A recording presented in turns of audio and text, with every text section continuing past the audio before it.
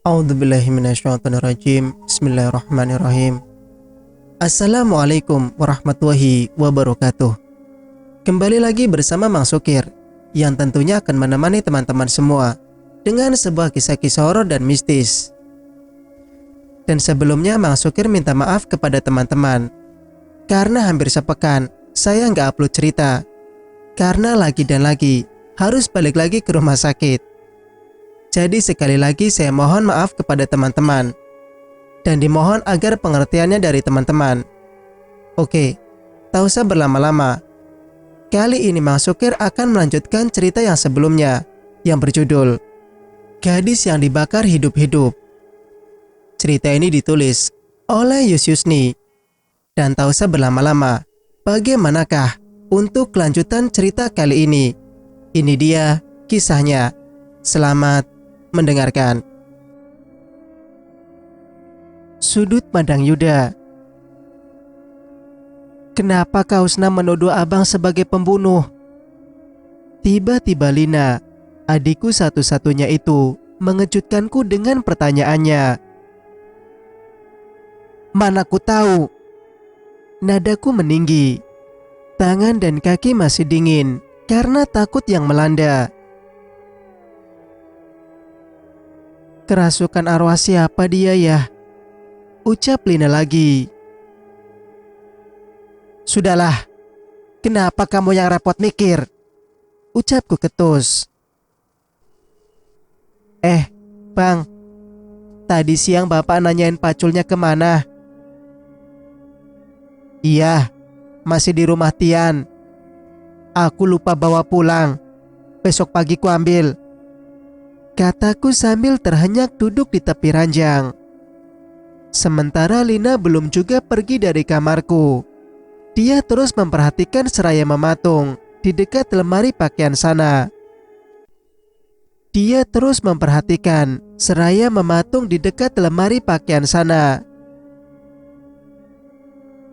Mau apa lagi kamu di sini? Keluar sana. Lina berbalik badan dan segera keluar dari kamarku. Tak lupa daun pintu yang ia banting dengan keras. Melihat sikapnya, aku sudah tidak punya waktu untuk memarahinya seperti biasa. Selain menghembuskan napas berkali-kali, aku sudah benar-benar dibuat stres malam ini. Bagaimana ini? Gumamku sambil menggigit ujung kuku. Aku berdiri bangkit dan mondar-mandir sambil menguras pikiran. Sialan.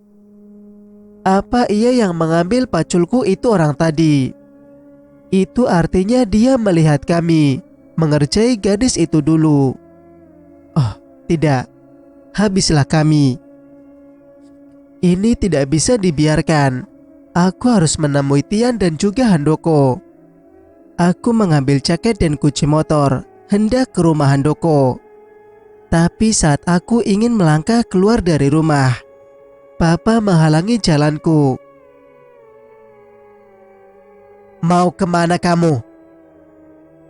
Aku mau keluar sebentar. Jawabku berusaha melewati Bapak. Tapi Bapak enggan untuk memberiku jalan. Pak, aku ini bukan anak kecil lagi yang dihalangi ketika keluar menemui teman-temanku. Kataku lagi sambil berdengus kesal. Kenapa gadis yang tinggal di kosan itu mendatangi kamu? Bahkan sampai bikin keributan di sini. Kamu jangan macam-macam, Yuda. Ingat, adikmu juga seorang gadis. Oceh Bapak yang membuat telingaku semakin gatal. Kausna itu kesurupan tadi, sahut Lina dari belakang. Pak, udah ya. Aku ada urusan penting. Ucapku segera menepiskan lengan Bapak agar dia sedikit bergeser dan memberiku jalan. Segera aku tancap gas dengan mengendarai motor metik meninggalkan rumah menuju rumah Handoko. Tapi aku baru teringat jika Handoko akan ke rumah Jenny.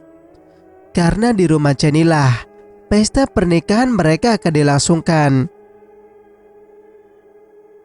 Setiba di sana, kulihat halaman rumah Jenny yang sangat luas itu sudah terpasang tenda untuk pesta pernikahannya dengan Handoko. Beberapa orang juga masih sibuk mendekor di bagian pelaminan. Tampaknya keluarga calon besan Pak Kasmin ini akan menggelar pesta besar-besaran. Masih bisakah Handoko tenang setelah mendengar kabar dariku nanti? Aku bergegas memarkirkan motor, kemudian menanyakan Handoko pada beberapa orang yang kutemui. Semua menyarankan aku untuk masuk ke rumahnya saja. Ternyata Handoko tengah duduk berduaan dengan kekasihnya di samping rumah. Setelah aku bersusah payah mencarinya ke sana kemari, di tempat yang agak remang-remang itu, jauh dari jangkauan orang-orang, mereka asik bercumbu. Tak sabarkah menanti sehari lagi.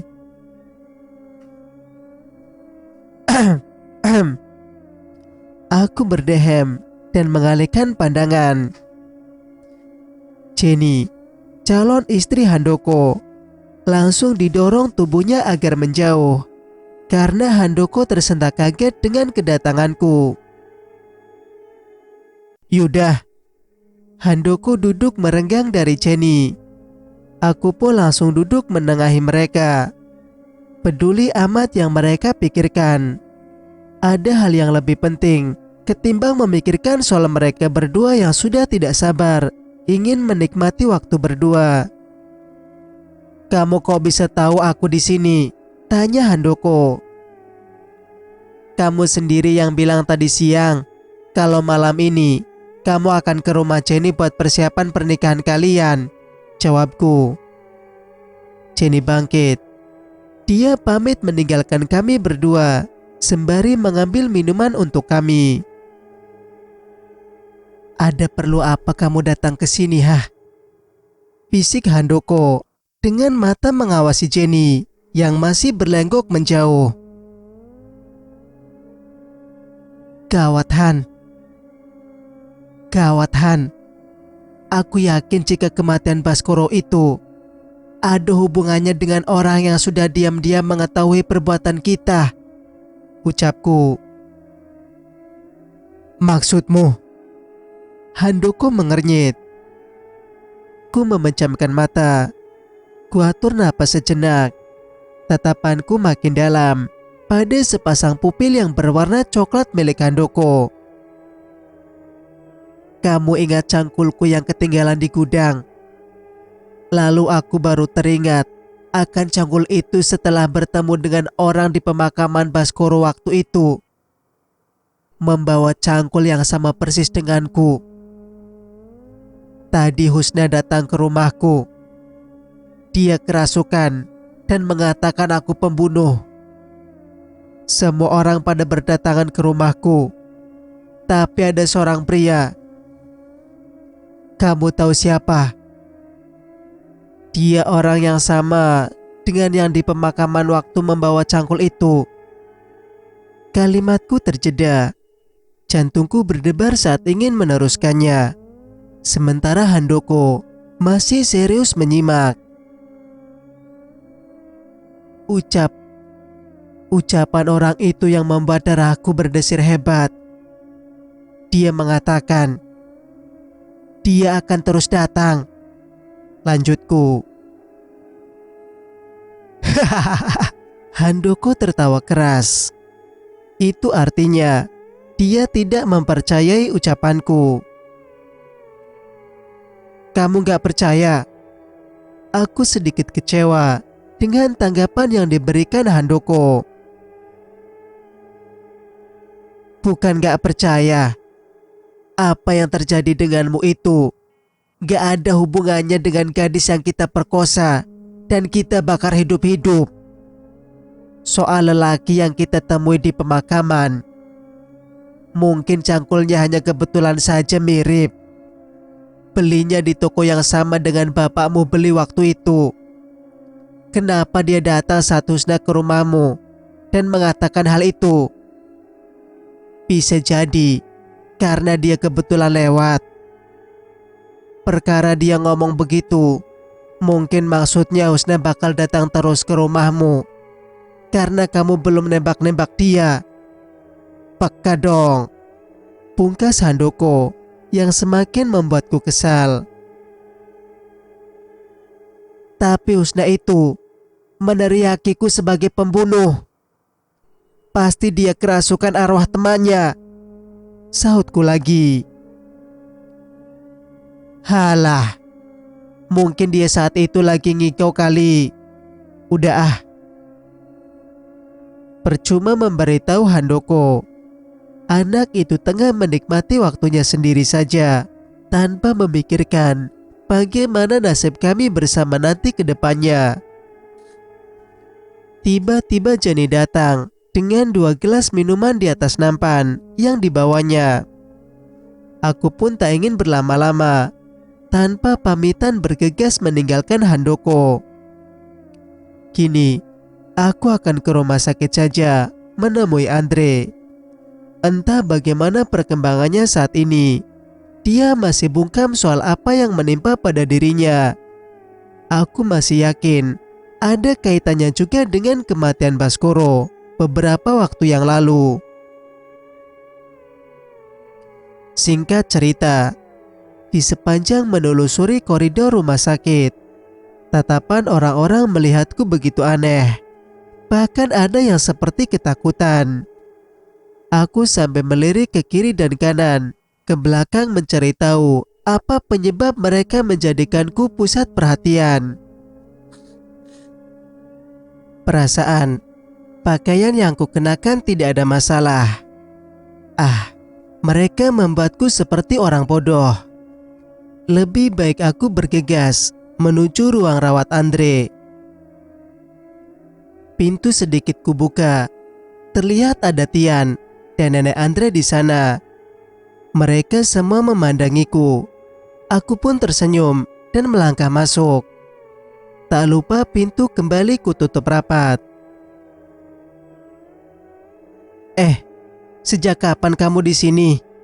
Tanyaku pada Tian. Sudah kurang lebih 30 menit. Aku kebetulan lewat tadi, jadi mampir.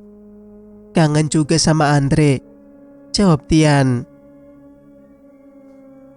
Andre hanya memberi senyum kecut. Sebenarnya aku ingin cerita pada mereka berdua, tapi tidak mungkin mengingat masih ada nenek. Kami diam beberapa menit. Akhirnya nenek pamit untuk keluar, ingin melaksanakan sholat isya. Syukurlah. Setelah kupastikan nenek benar-benar sudah pergi menjauh, barulah aku mendekat pada Andre. Aku mulai ceritakan persis apa yang kuceritakan pada Handoko tadi. Andre terbelalak. Raut wajahnya yang tampak ketakutan. Biasanya dia orang yang paling keras di antara kami dan banyak bicara. Kamu serius, Yud? Tanya Tian dengan mata membulat sempurna. Iya. Handoko malah tidak percaya. Aku curiga. Jangan-jangan kamu begini karena ada hubungannya dengan gadis yang kita perkosa itu. Ayo cerita, Andre. Masa kemaluanmu bisa putus begitu? Kamu juga main pergi aja dari bar waktu itu. Lalu siapa yang membawamu ke rumah sakit? Jangan bungkam.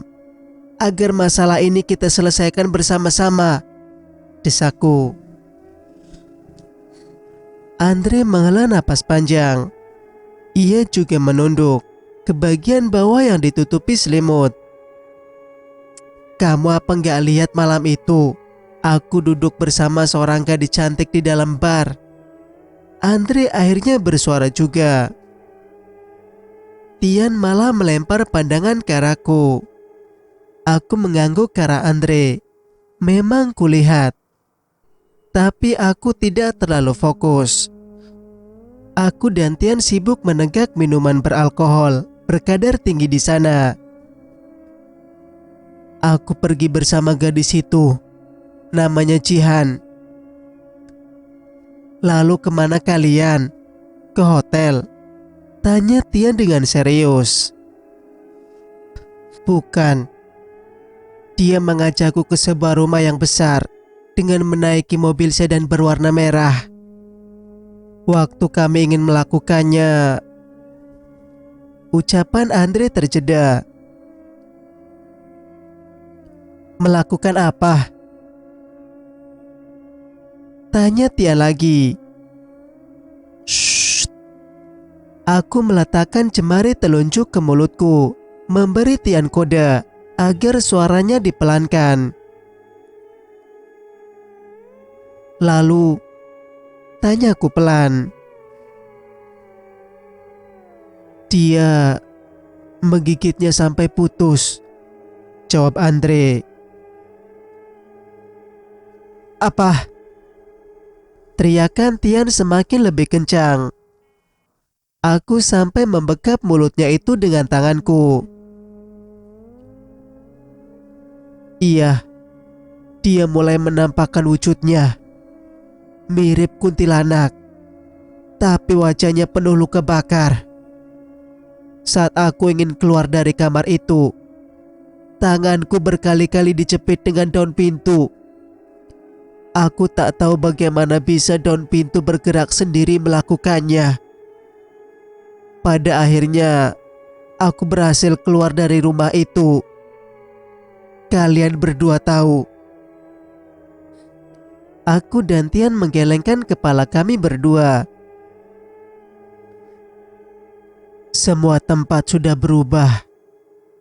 Rumah besar menjadi gudang tempat kita memperkosa gadis itu. Mobil sedan juga tidak ada.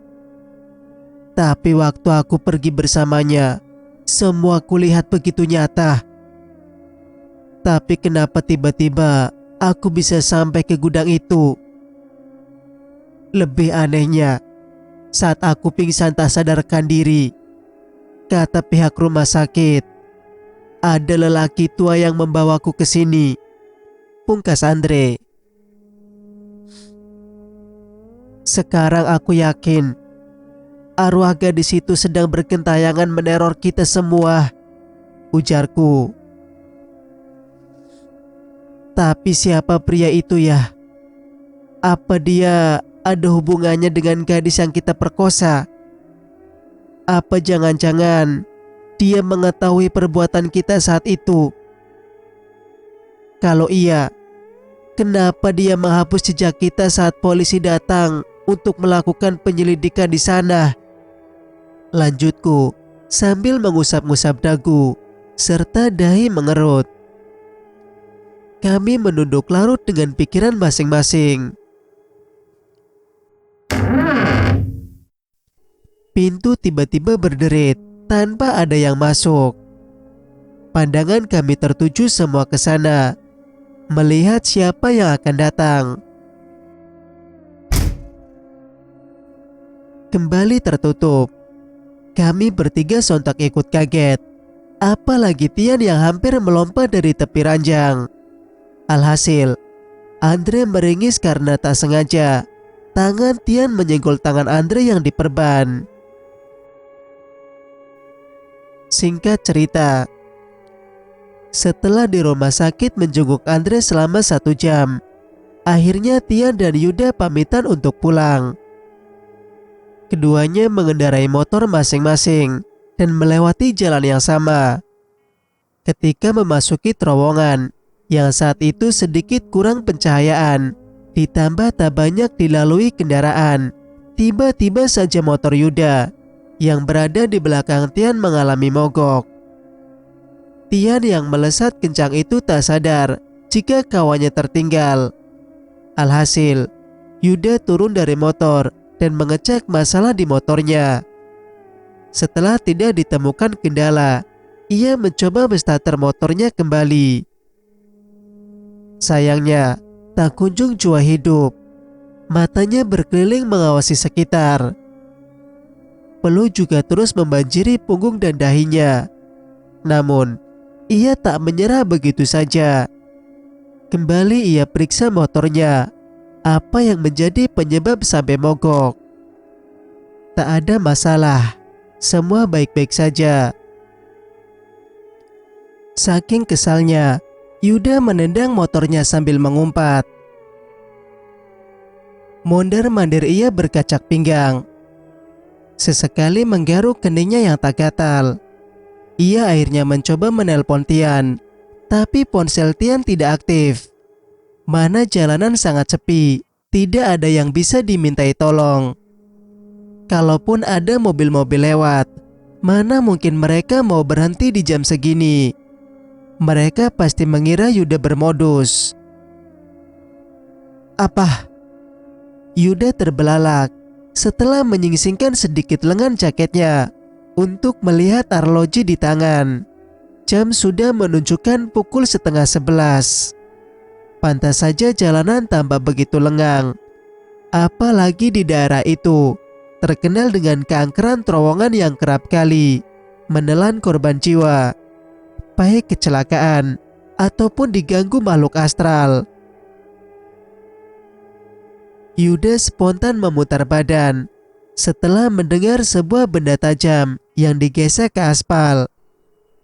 Setelah dia mengamati, tidak ada apapun di sana. Semua hawa di sekitar yang terasa dingin mendadak berubah sangat panas. Bulu kuduknya juga meremang. Yuda perlahan memijit-mijit tengkuknya seraya menelan saliva. Tak kehabisan akal, Yuda mencoba mengengkol motornya.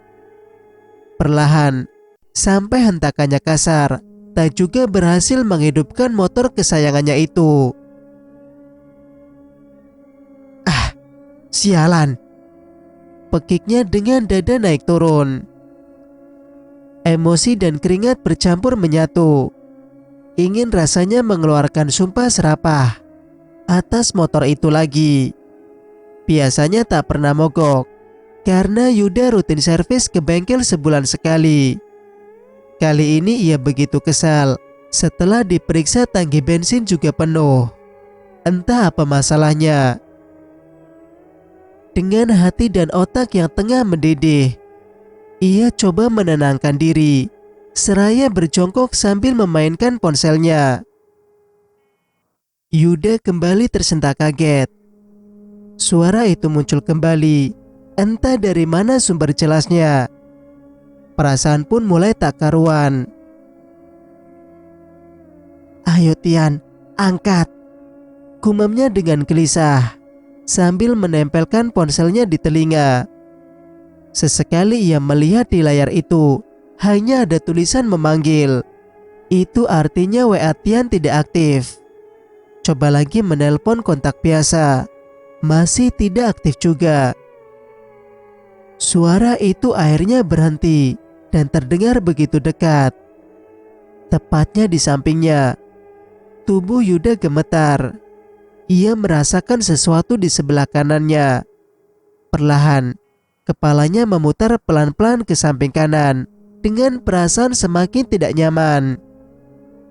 Sesosok menyeramkan menyeringai sambil memegang gagang cangkul. Aroma daging bakar begitu kuat menusuk rongga penciuman Yuda. Ia terhenyak duduk dengan mata terus fokus pada sosok berambut panjang terurai lebat dengan bentuk wajah hancur dan hitam karena terbakar. Pergi kamu dari sini, jangan ganggu aku, ucap Yuda sambil beringsut mundur. Aku pernah bilang begitu, tapi kau tetap memaksakan kehendakmu. Balas sosok tersebut dengan mulutnya yang terbuka lebar, menampakkan darah memenuhi rongga mulutnya sampai menetes keluar. Ia mengikik nyaring menakutkan. Yuda baru teringat jika sosok yang berdiri di hadapannya adalah arwah gadis yang ia perkosa waktu itu. Sudah ingat, Yuda meneguk Saliva. Ia menggigil ketakutan, terlebih melihat cangkul itu diangkat oleh sosok arwah Lastri. "Jangan, aku minta maaf." Yuda sambil mengatup kedua tangannya dengan bulir bening yang terus menyeruak dari kedua sudut matanya. Arwah Lastri melayang mengelilingi Yuda. Di tengah kepanikan, ponsel Yuda berdering. Ia melirik nama di layar ponsel yang ia genggam. Itu dari Tian. Tangannya dingin dan gemetar saat hendak menekan tanda jawab. Arwah Lastri turun dan menatap Yuda sangat dekat, hanya berjarak 5 senti. Yuda saling bersitatap hingga dia memincingkan matanya karena tak tahan melihat sosok itu menampakkan setiap guratan luka bakar di wajahnya dengan aroma bau daging bakar yang cukup kentara. "Aku minta maaf. Tolong biarkan aku pergi," ucap Yuda menangis sesungguhkan. Di ujung sana, ada sebuah truk yang tengah melaju sangat kencang. Arwah Lastri yang dipenuhi dendam itu mengangkat cangkulnya dan cap. Yuda meregang kesakitan saat cangkul itu mengarah ke bagian kemaluannya. Cap. Pekiknya yang tak tertahan. Sosok itu makin kesenangan mendengar erangan Yuda. Terakhir, mata cangkul itu dibiarkan menancap di antara paha Yuda. Darah mengalir deras tiada henti. Tubuh pemuda itu mengejang cukup hebat. Setelah jatuh tak berdaya, cangkul itu diambil kembali. Darah segar semakin deras keluar. Sosok tersebut begitu entengnya mengangkat tubuh Yuda yang sekarat dengan kedua tangannya, bersiap menunggu truk lewat. Buk. Tubuh Yuda dilempar ke tengah jalan. Mobil yang melesat dengan kecepatan tinggi itu melindas tubuh Yuda yang sekarat hingga hancur. Usus terburai dan sudah tak dapat dikenali lagi. Bagus. Tidak ada yang mencurigaiku lagi. Harusnya tak secepat ini. Tapi sudahlah. Gumam pria yang menyaksikan air hidup Yuda di semak-semak di tepi jalan sebelum masuk ke terowongan. Wujud menyeramkan itu perlahan menghilang, dan pria di sana bergegas mengambil cangkul sebelum ada yang melihatnya di sana.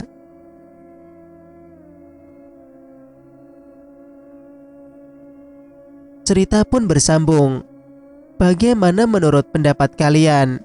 Jika kalian suka dengan ceritanya, jangan lupa untuk like, komen, dan subscribe channel ini agar bisa mendengarkan cerita-cerita berikutnya. Wassalamualaikum warahmatullahi wabarakatuh.